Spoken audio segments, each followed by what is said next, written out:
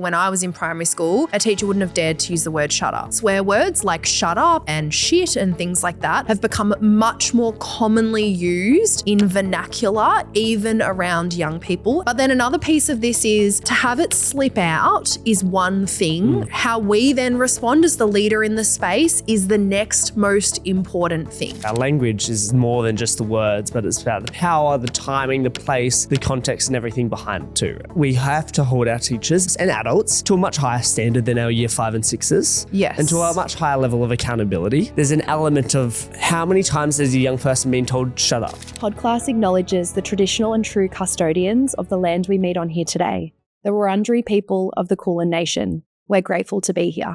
So no one told you teaching was gonna be this way. Your lesson plans are jokes, your patience broke, you're feeling in disarray. It's like you're always stuck in report writing, when it hasn't been your day, your week, your month, or even your school year. But I'll be here for you when the students start to riot. I'll be here for you Even if your coffee is gone cold. I'll be here for you, 'cause you're there for them too. Hello and welcome back to Podclass. Bonjour. Oh, you have the accents and the languages now. Oui, oui. Oh, well, my name is Will. My name is Amanda. And our friend Sky isn't here. As you know by now, she'll come back soon, I promise. And this is the one on telling your students to shut up. Now, this is an interesting one because there was a Reddit post that has had a bit of attention and we thought we might just unpack it because I think there's probably a lot of diverse opinions in the landscape about whether this is appropriate, whether it's inappropriate, how to go about it, how the specific teacher went about it. And also just reflecting on our position with this kind of thing is really powerful. And let's get down to business, Amanda. Read us the post. Here is the post, team, posted on Reddit. Sorry, user unknown. User unknown. So last week, I was joking around with one of my 5-6 classes and they got too loud. So I said, shut up. First time saying it as a teacher.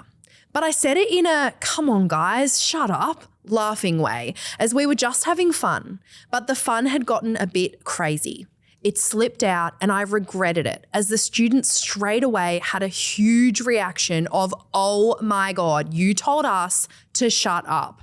Like it's a huge thing. Honestly, I don't see a problem with it, but I know it's frowned upon in teaching. Anyway, today I had a different 5-6 class and I laid out my expectations of being respectful and quiet. We were going to the library and they started saying how they better not make me mad as I might scream and yell shut up at them like the other class. I was so confused. The students said the other class had told them I said shut up.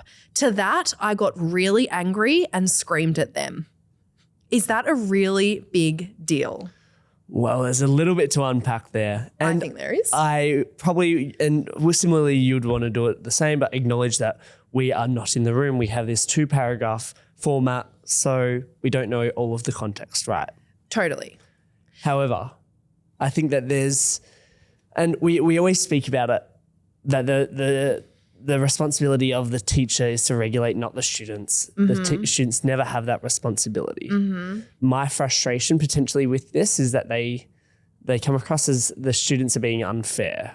And I think there's a couple of parts to this. I think let's talk about the use of the language in the first place, because I actually feel like, for example, when I was in primary school, a teacher wouldn't have dared to use the word shut up. Like, let's be real about how quote unquote swear words have normalized, and simpler swear words like shut up and shit and things like that have become much more commonly used in vernacular, even around young people. And we're seeing that across the landscape. But then another piece of this is, I guess, to have it slip out is one thing, especially with a 5-6 cohort. How you respond is the biggest part. Yeah. right? So obviously it slipped out in the moment, and the response of the students have been that they found that uncomfortable. And so how we then respond as the leader in the space is the next most important thing. How we take ownership, how we claim the moment, how we reframe and move forward differently. And then there's the part with the next class, which I think is super curious about how that unfolded. So much there. So maybe we should talk about the intention, right? Yeah. Let's start with the intention of what the shut up was compared to the impact, because I believe that the teacher didn't think it was that bad, but then what came out and the intention of the teacher was to have it joking, like their tone was joking. And actually being playful is a trauma-informed behavior management 100%. strategy. And I believe that the teacher was using playfulness with the intention of it being a behavior management strategy rather than yelling at the class. Which is exceptional. We love that. We love it. We love the use of play. And it's probably a conversation around then how it landed from an impact perspective was not how it was intended, right? Totally. And I think this is one of the really challenging things about teaching and just about being actively received, perceived, analyzed to a certain extent on a play-by-play basis. Like teaching, facilitating, being present and guiding actively young people constantly is one of the few jobs where you are always on show. Everything you say is always on show. Everything you say is always being perceived and received. And that is a really challenging part of being an educator and a really draining part. And having to be mindful of that constantly can be so overwhelming. Yeah, 100%. It's that conversation around what was said and what was heard were two different things. But then another layer on it as well, which is potentially to the teacher's defense, is there's a likelihood of what was actually said and how it was said could potentially be distorted between the two classrooms, right? Completely. And it absolutely sounds like it absolutely was. Well, actually, was it that distorted? Because the class initially responded and they were like, this is not okay. Like the teacher crossed a boundary and the class was pretty clear about that. And they've communicated that, which, let's be real, they're 5-6 students. Are they going to run out and tell everyone? Of course they are. Absolutely. I know I would. Every class is going to find out. And I think in the second piece, it's like, okay, another 5-6 class found out. First of all, let's fully expect all classes to find out if something like this occurs. And let's be prepared and ready with how we're going to respond. Is shouting in response to this okay? No, not at all. That is a line cross. Is a slip of the word shut up in a playful manner okay?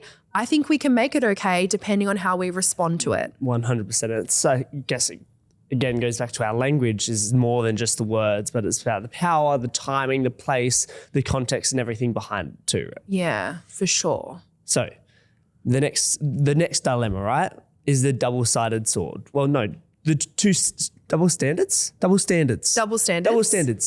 If a year 5-6 said shut up to the teacher. Ooh. How would our teacher respond? How would our school respond? And what would actually happen, right? Because the same thing would happen. The year 5-6 class would tell everyone, Jimmy went and just told Miss to shut up.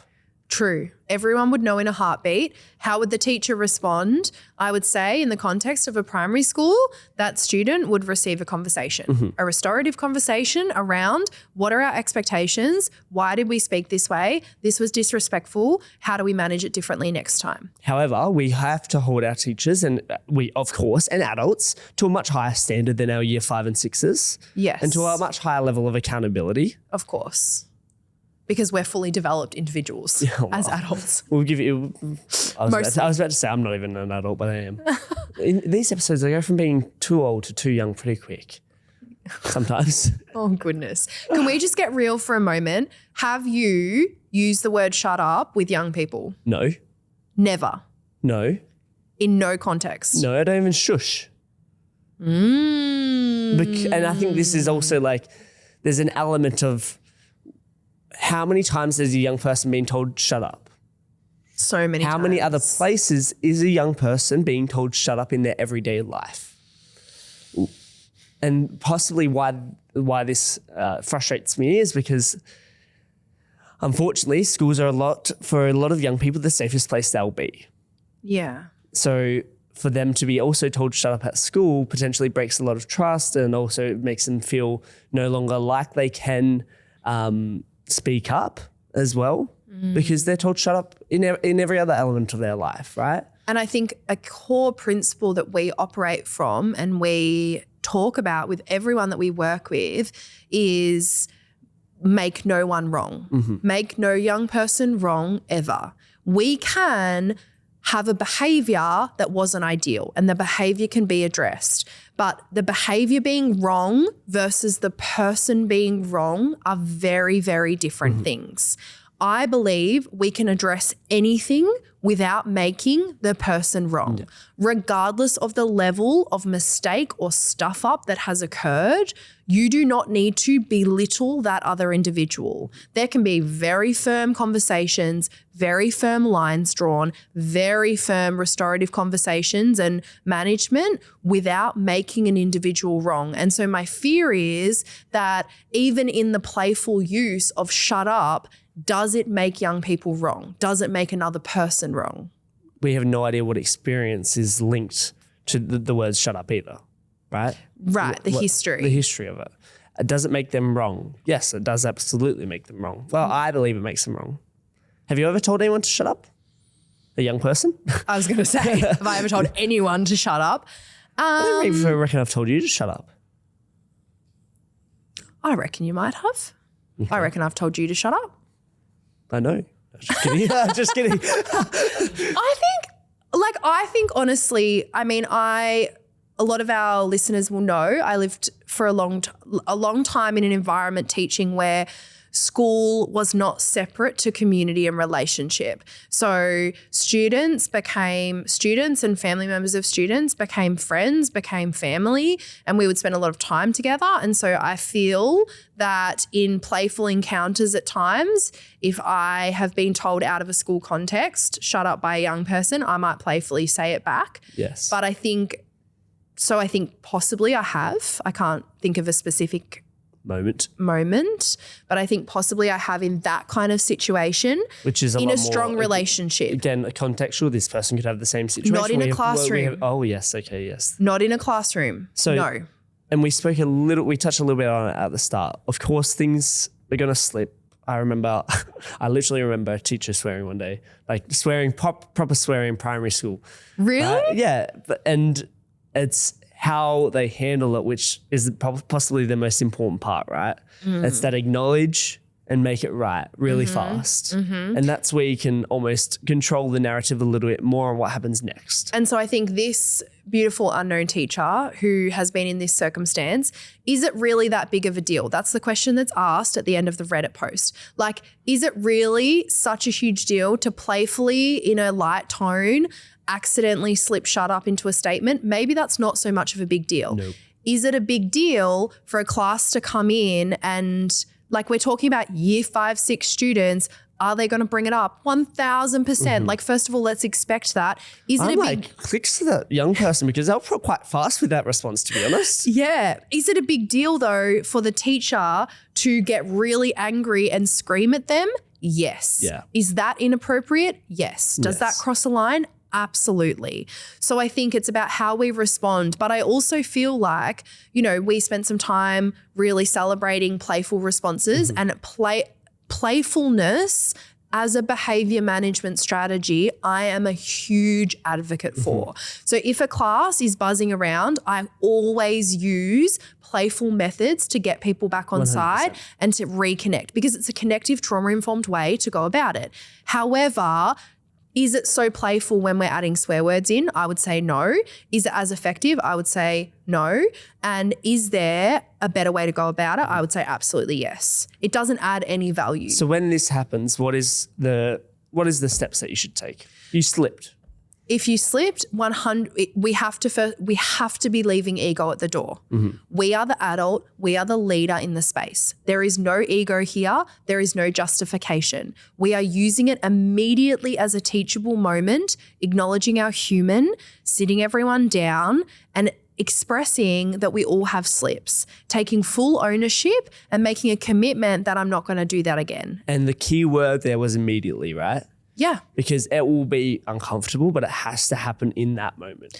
And what would prevent it from happening in that moment is ego, which is why I said the first step is ego must stay at the door, because it takes a lot to swallow our pride. But our students will respect it, and it is a teachable moment in the sense that not only are we human, but what do you do? We are constantly modeling what to do when things don't go exactly to plan. Mm-hmm. And it's a model of that.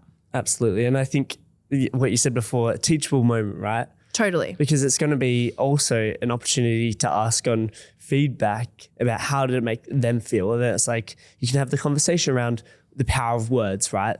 The power of vocabulary, the power of tone, and all of them things to be able to bring it back. Yeah.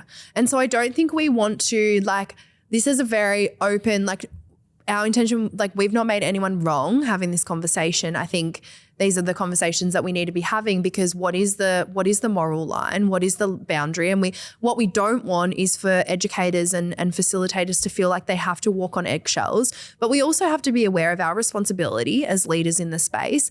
And we have to be aware that if we make a slip up, we must be taking ownership. We must be making it better. But it feels so much better to do it immediately as well, right? Because the amount of stress that it's now caused to spill over to other classrooms are so much more than almost addressing it right then and there. And if we look at the scenario from the post, if it would have been addressed in that very humble, vulnerable way by the teacher as a slip up, the students still will have gone out to the playground. They still will have told the other year fives, but would that other class have come back in and made a point of telling the teacher that they screamed at the class? No, it would have held a different energy. The students would have walked away with a different memory of it. So to conclude, words are powerful. Surprising. We are human and slip-ups happen. Mm-hmm. How we respond and use it as a teachable moment in a humble way, leaving ego at the door, is the most important thing. And as people who have the privilege to work with young people, we have the responsibility to model the level of accountability we have and that respect. And to not make them wrong. We are Podclass. Thanks for joining. 2/3 of a cup. Bye. See you soon. I'll be here for you, 'cause you're there for them too. Thanks so much for tuning into Podclass. If you've enjoyed this episode, we would adore it if you could go on to Spotify, Apple Music, wherever you listen to your podcasts, and leave us a review. 5 stars would be lovely.